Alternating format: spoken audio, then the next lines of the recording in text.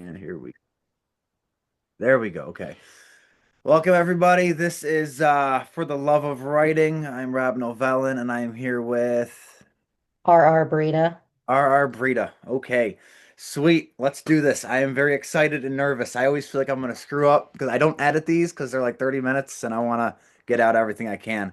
Um, I guess start off with say the same thing as my last one. I like starting these. Um, how old were you and what got you into writing? Well, I believe I've been writing for a very long time. I think the earliest memory that I have of writing when I was in sixth grade, and I was writing poems back then. Okay. So that's kind of how I got started. And I got started into writing, I think, from my mother. She liked to write and read as well. So I kind of started from there. Cool. That's nice. Sixth grade, huh? Yep. That's early. I like that. So poems as well. Now, do you just do poems or not just do poems? Poems, I feel like could be probably harder than writing a story out because it's like, your own words kind of thing. Do you also write like fiction, nonfiction, like story mode, or are you strictly poems? No, I have two books out that Okay. are fantasy. That's the genre that I like to write in is fantasy. Okay, cool. Cool. That's something I want to get into too. I'm thriller, horror, and suspense right now. Where are your books available to buy? They're they're available on Amazon. Amazon, okay. Um, what are the names of your books? And tell me a little bit about them. So the first one is Tales of Elendor. It is a standalone anthology, which Sorry, means sorry to interrupt you. Hold the cover up a little more just so I can get it all the way in the camera. Pull it more towards you just so I can get the bottom. There we go. Perfect. Nice. it's a standalone anthology about a evil dragon who it's his basically his trials throughout his time trying to gain power and try to take over the dragon community. And because it is an anthology, all of the each of the stories are intertwined and interconnected with each other. And by the end, it deals with a final battle between good and evil. Oh wow. So it's an anthology. Yes. Okay, nice. That sounds good. And then I already want to read it. I'm big into fantasy. I'm not good at writing fantasy, so kudos to you for being good at it. That's awesome. thank you. Um, what is the other one called? This one is a start of a trilogy. Okay. This one is called The Path to Freedom. And this one is about where the special humans get abilities from dragons, and they it follows a story of two of them. One of them has the power over fire, the other one has the power over shadow, and it starts off with them being in a very dictator like home, and it tells about like their lives there, and then it shows like how they escape from it, and they basically have to now survive being out in the wild, so to speak, because they're trying to find a new place to call home, and it's just basically about the journey for them to find this said peaceful town. Nice. I like that. Um, the one thing I really love that catches my eye immediately. Do you have a designer for your covers or do you make them yourself? Because I they really stick out for me. I get them done on Fiverr because they are pretty inexpensive, but also very high quality, in my opinion. Yeah, I like them. They feel pretty good, like pretty good. Some covers you see and it's like I don't know, it's you can tell when they're made by someone who's never had really enough experience. Like Hmm. thankfully my covers, my wife makes them all and she's really good at all the like digital design and your covers seem like professional. So I like that. It makes you really wanna read the books. So Thank you. the first one is called you said Tales of, Elendor, and the other one is The Path to Freedom. Path to Freedom. Okay. And the one's an anthology and the other one's a trilogy. That's Hmm. awesome. Um, when did you get your first book self-published on Amazon? It was done in February of this year. Oh, okay. So it's rather like new still. Yep. Not bad. Okay, that's awesome. I would you say because this is something I always want to ask other authors. Do you find yourself when you're going through things um rewriting to the point where it drives you nuts? And I figure you're doing dealing with like fantasy stuff and like with like dragons. Do you ever have times where like you're going through and just ripping it apart and rewriting new stuff? Yeah, I had that. I had that happen definitely, especially with my first one. I was revamping it so many times over the years that I had it because it started off very interestingly, and then then it created into a book from there. So I definitely have ripped it apart and taken it apart and pieced it back together a few times. Okay. Now, because this is like dragons and stuff, is it modern day or is it like period pieces like back in like the not like Middle Ages, but it's like the Dark Ages? Is it like set in a certain time period or is it like present day? No, it's set in a different time period. Okay. Cool. I like that.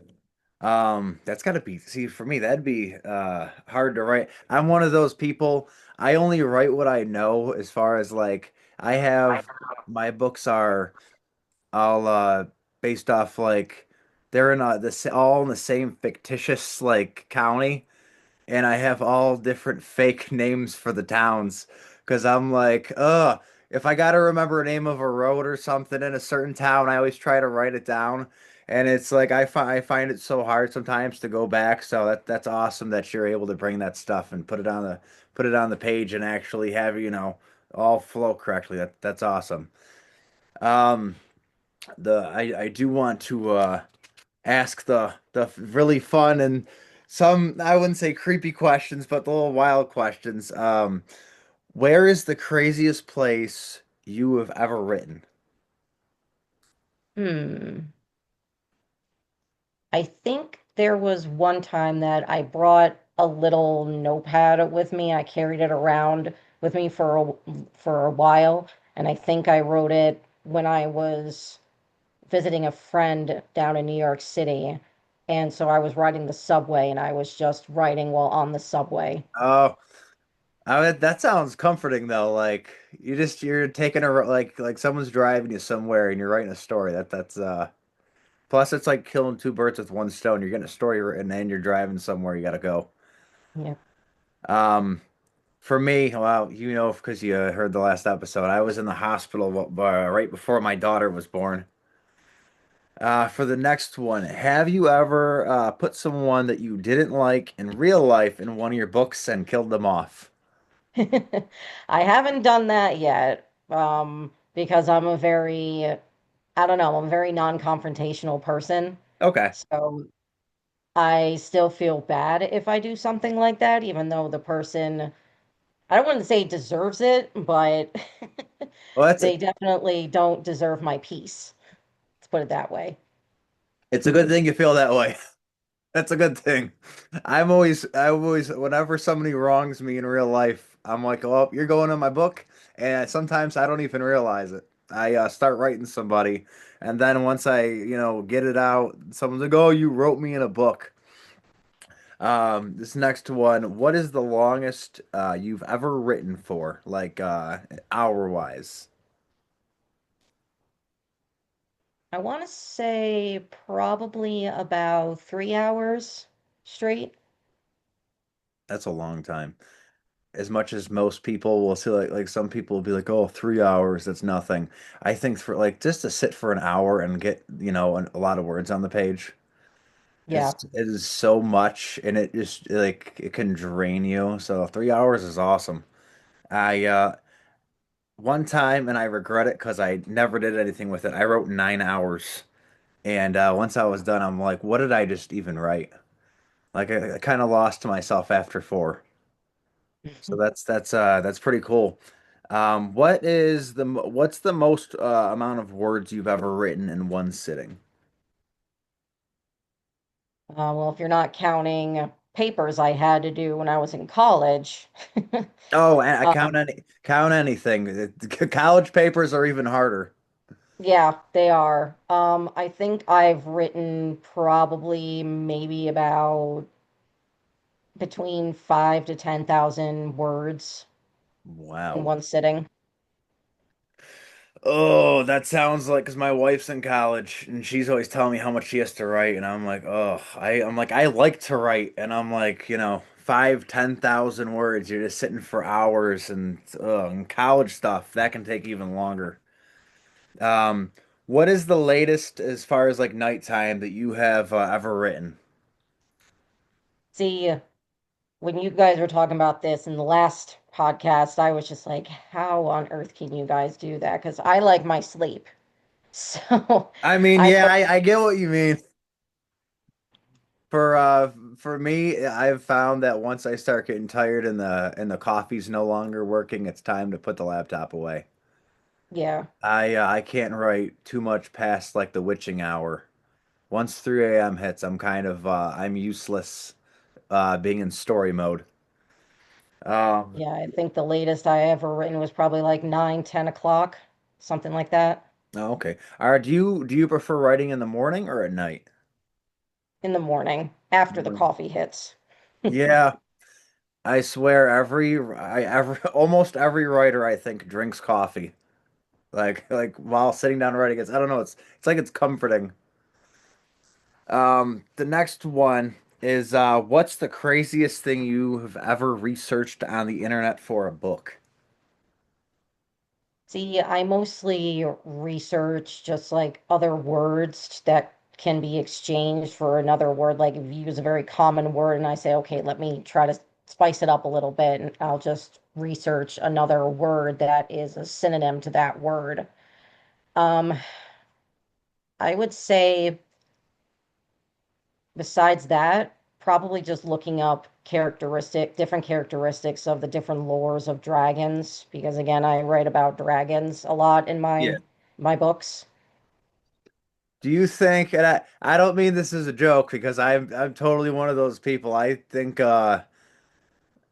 think animals that we probably would never believe have existed in like time when like hundreds of years ago or even like thousands.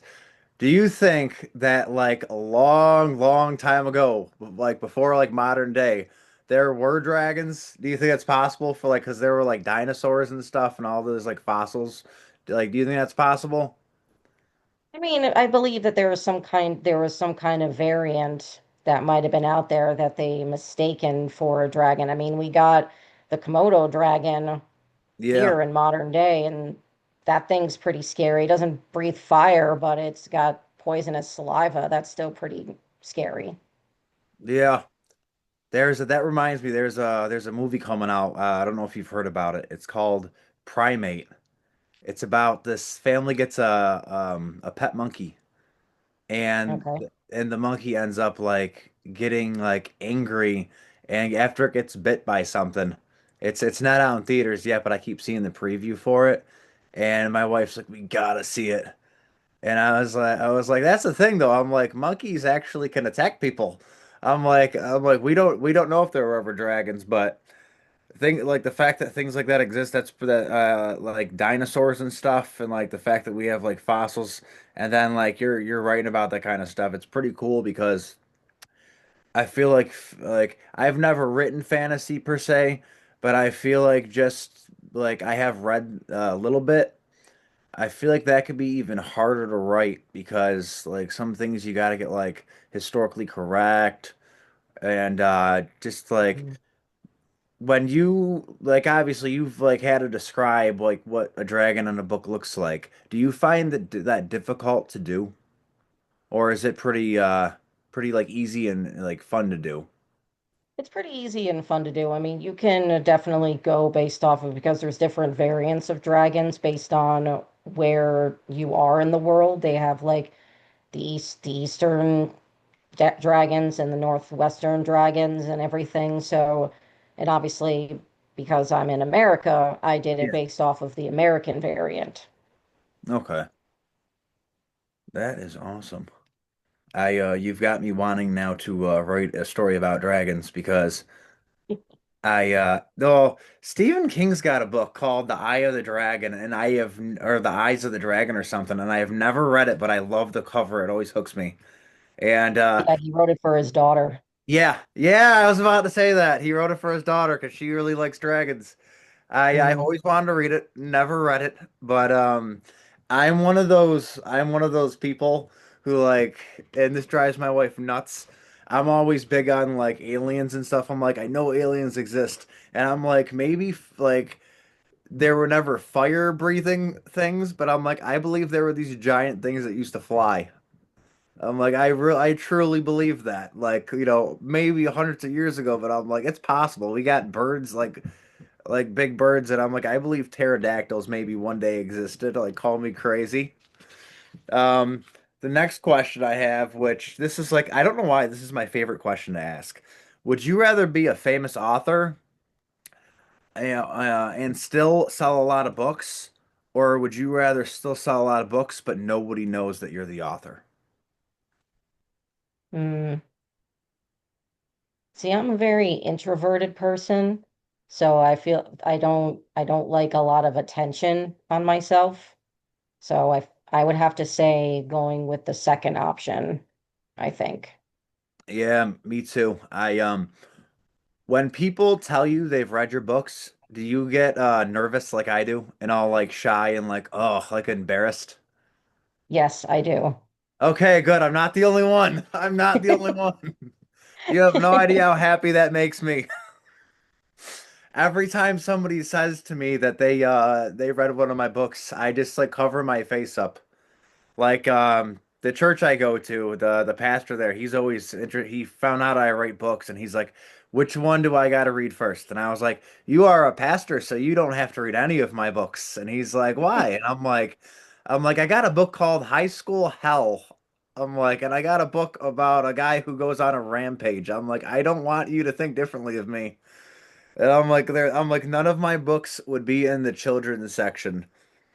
I'm like, they're all adult fiction. Um, The dragon though, the dragon things I like it because I feel um like could kids read that kind of stuff like the books that you write like not like little kids but like high schoolers and stuff.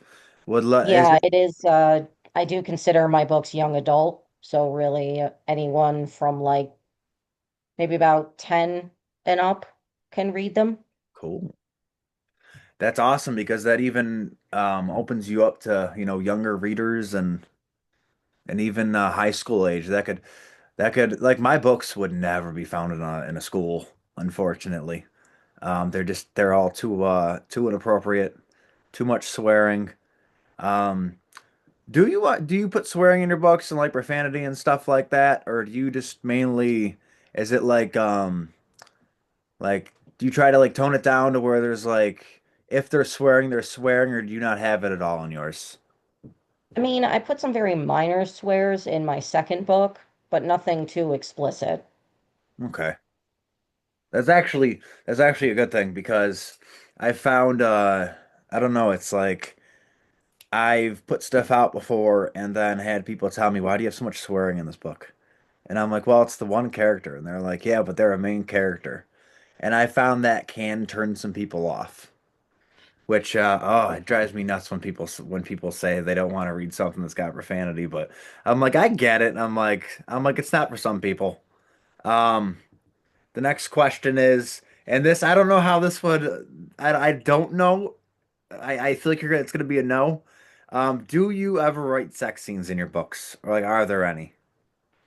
No, there are no sex scenes in my books. I Okay. have written sex scenes for like short stories that I've done, Yeah. but nothing in my current books, no.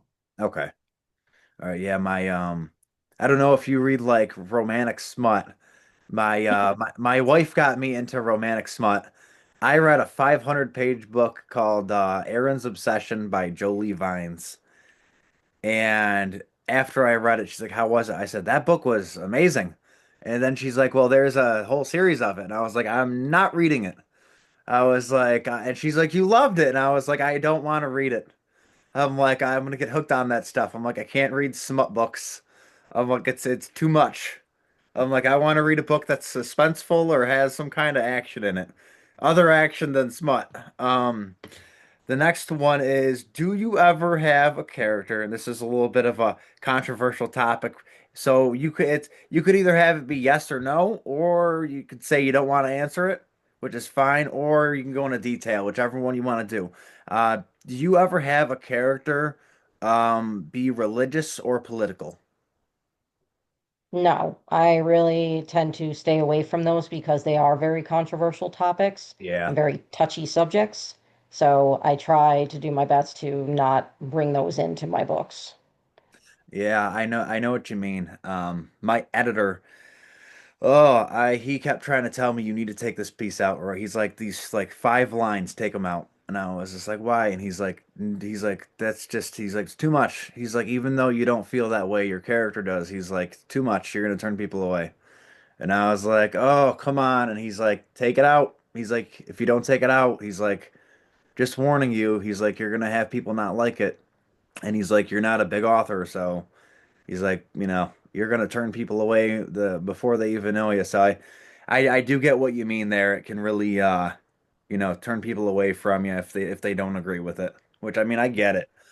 Um, the few more because we've gone through all the questions and we still got some time left. Um, I'd say the next big question I've got is, um, do you go to like author events and stuff or no? Do you prefer to just have the stuff be online or do you try to like get into the community? I have been to author events in my local area, yes. So I try to get my books out there and try to get my name out there so that people know who I am. Okay. I like that. I'm going to my first author event in February and I am so nervous about it. I've never been to one and it's like I've been doing this for 8 years and I'm just so nervous about getting into the like author community. Like it's terrifying because I'm an introvert like you and just Hmm. even like doing this stuff. I was like, I don't know. It's like a cringy feeling before I hit record because I'm like, I'm gonna mess up or I'm gonna say something that contradicts the last episode, and people are gonna be like, you said this in the first and then this in the second, and I worry about that because it's like my first ever podcast that I was on. I said I started writing at 7, and Hmm. then in this one I heard myself say I was 10, and I was like, I was 10. Why'd I say 7? And then my mom's like, no, you wanted to write when you were 7 and you did it at 10. And I was like, that's what it was. Um, if you'd like to go into some more detail about your books as far as like what the stories are really about for each one, because I definitely want people to hear that. Just like if you want to like read the back summary of them or something. Sure. All right. So the first one, Tales of Elendor. Elendor, a beautiful and lush continent filled with all kinds of creatures, both peaceful and battle-driven. Most people live a peaceful life here, but where there is peace, there are those who would take it away. Strovenskar, a mighty and powerful dragon, loses the Droven trials for dragonkin leadership to his brother Sovenskar. Upon meeting a mysterious stranger, the dragon gains a new power and unleashes his hatred upon the dragon domain. The wizard Galadin has had a happy life, a wife, fame, and the trust of the Thom, head of the wizards. Betrayed during one of the biggest battles of his life, he is seduced by the darkness and succumbs to it. Now seeking redemption, he finds himself unknowingly helping Strovenskir get his powers back.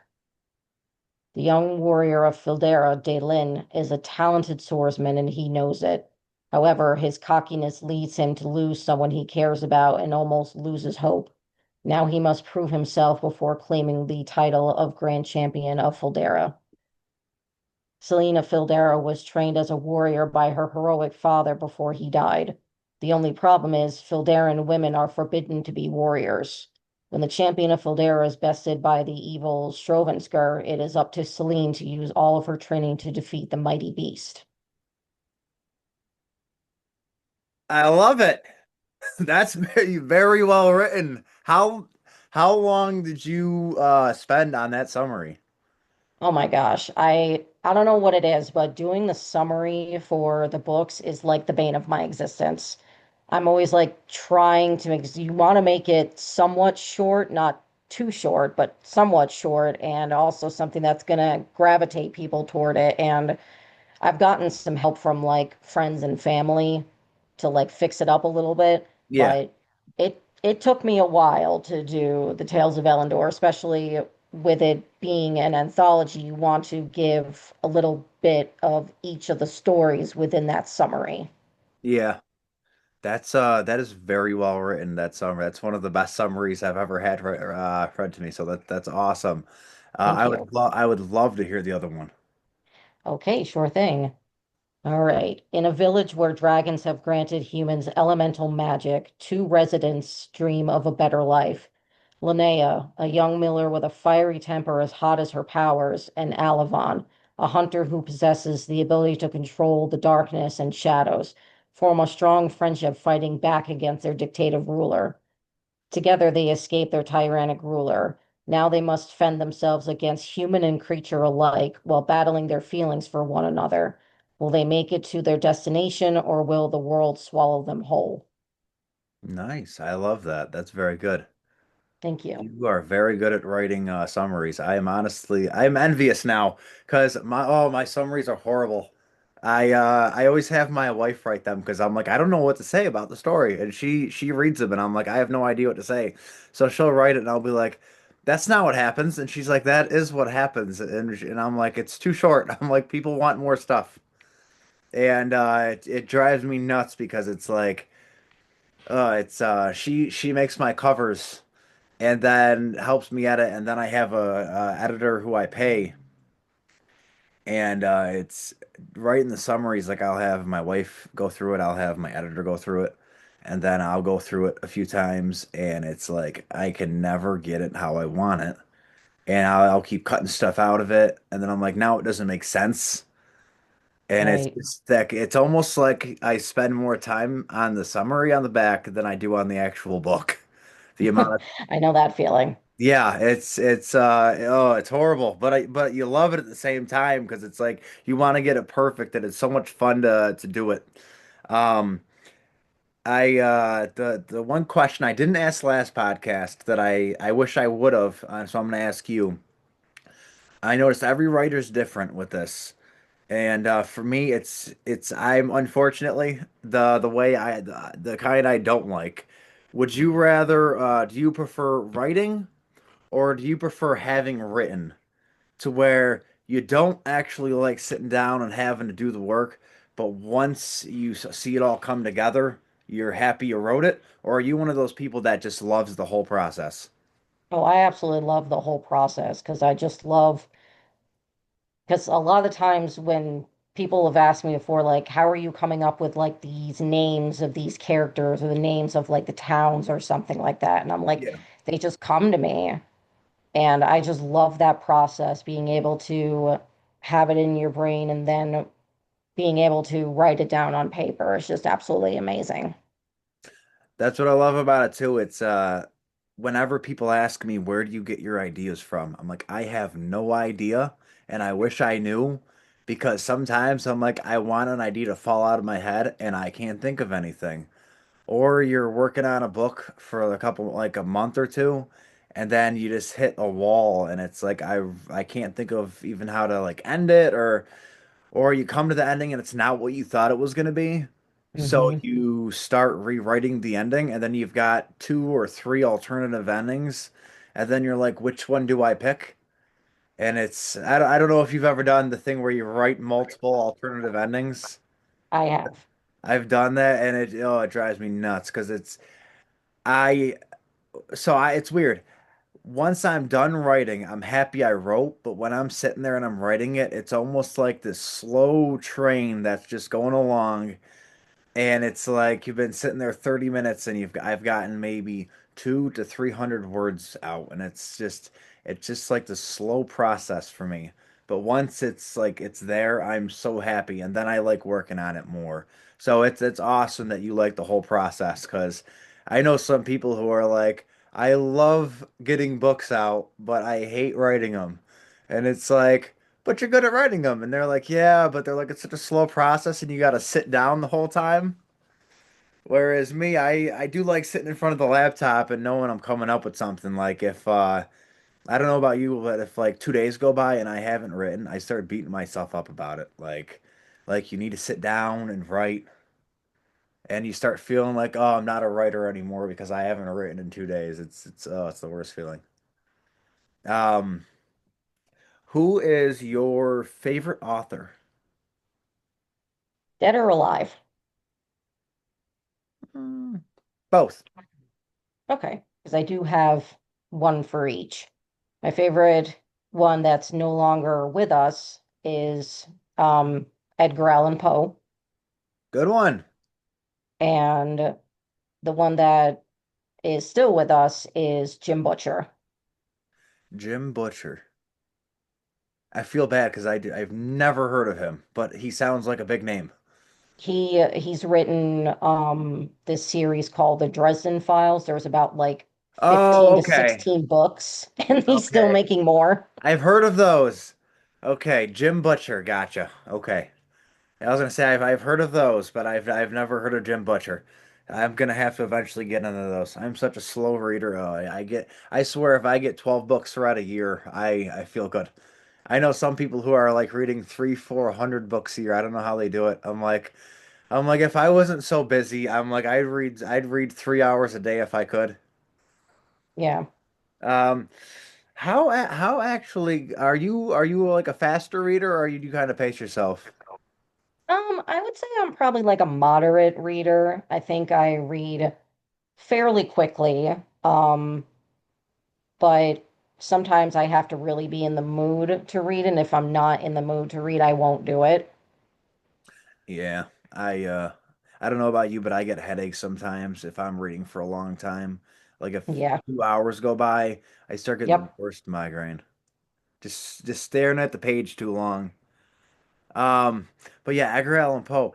It's crazy. If you ask me, Edgar Allan Poe and H.P. Lovecraft. I've read little bits of stuff by them, but I've like never read a whole story, and I feel horrible about it because I'm always saying Edgar Allan Poe is one of my favorite authors. And then my wife's like, name one story. And I'm like, I can't. But I'm like, I've read little excerpts and stuff about like of stuff he's written. I'm like, I love it. Like for me, it's weird. I love Stephen King, but it's like his older stuff is what I like. I like Cujo and things like that, and like The Shining. I'm really into that stuff. The newer stuff, I don't know. It doesn't feel like it's as horror as much. Is what I'm like really into, like thrillers and stuff like that. Like I've been getting into Frida McFadden, which I know a lot. Some people hate her books, and some people love them. I I've never heard of her. I haven't. She's the No. you know the Housemaid movie coming out. Housemaid. Oh, yes, yes. Yeah, Okay. she wrote The Housemaid. That I thought was a good book. Some people I know hated it, so it's like a love-hate with her, I guess. Um, but yeah, that's those are my like two favorite authors. I wonder, have you ever read, because this will tell me the kind of stuff you're into as far as this, The Silent Woods by Kimmy Cunningham Grant? I think I've heard of that book, but I haven't read it. Oh, it's good. It's a slow burn. It really is, but it's only like 200 some pages. It's really good. Um, we're coming up now on we got about a little over 2 minutes left. These things cut Mhm. off after 30. It drives me nuts. Um, I guess share again, you said your books are on Amazon Yes. under R. Breda. Yes. Good. I got it right this time. I'm sorry I got it wrong last time. I feel bad. You're not the Um, first and definitely not the last person that's going to mispronounce my last name. okay. I know how you feel. I get called Novelin and Novellin, and I'm like, at least you got part of it right. Um, but yeah, it is great having you on. Everybody go check out on Amazon. Give me the names of the books again, just for everybody. Yep. The first one is Tales of Elendor, and the next one is The Path to Freedom. Okay. Tales of Alandor and the Path to Freedom. The one's an anthology, the other one's a series, a trilogy. And Mhm. Wizards and Dragons. Sweet. Yep. Okay, the last person that was on makes me want to get into poetry, and now I've been thinking about it, and you've got me wanting to get into fantasy. So thank you. That is very inspiring. Thank you. That is awesome. It's because it's like I don't know, like hearing other authors talk about the stuff that they're into that I wish I knew how to write. Like I don't know, it inspires me to get into into like other genres and stuff. So thank you for that inspiration. You're Uh, welcome. but anyway, I would love to have you on again. We've got about 30, 40 seconds left. If you want to say anything else, or we can end it right here. No, I don't think I have anything else that I want to say, but yes, I would definitely love to be back on. Okay, I would definitely love to have you on, especially to promote another book. That would be great. Yes. Okay, good. Well, this is the love of for the love of writing, and thank you again, our Breda, for being on. I appreciate it. Thank you. Everybody, go read her books. Thank you. You have a great day. You too. All right, bye. Bye.